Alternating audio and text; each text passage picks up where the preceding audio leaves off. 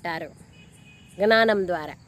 జ్ఞానం నాలో డీప్గా ఉంది అంటే వ్యర్థ సంకల్పాల తుఫాన్ నుంచి ముక్తులుగా ఉంటా, జీవితంలో ఉంటూ చెడు అలవాట్ల నుంచి, చింతల నుంచి, అశాంతి నుంచి, దుఃఖము నుంచి, ఇవన్నింటి నుంచి ముక్తులుగా కమల పుష్ప సమానంగా ఉంటా.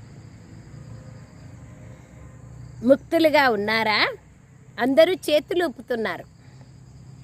కనుక ముక్తి మరియు జీవన్ముక్తి ఈ జ్ఞాన ఖజానా ఫలం ప్రాప్తి. వ్యర్థ సంకల్పాలు రావడానికి ప్రయత్నిస్తూ ఉంటాయి, నెగిటివ్ కూడా వస్తాయి.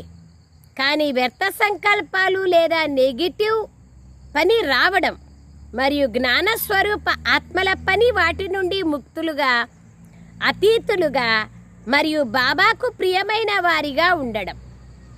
ఈ జ్ఞానము అనగా వివేకం మీకుంది.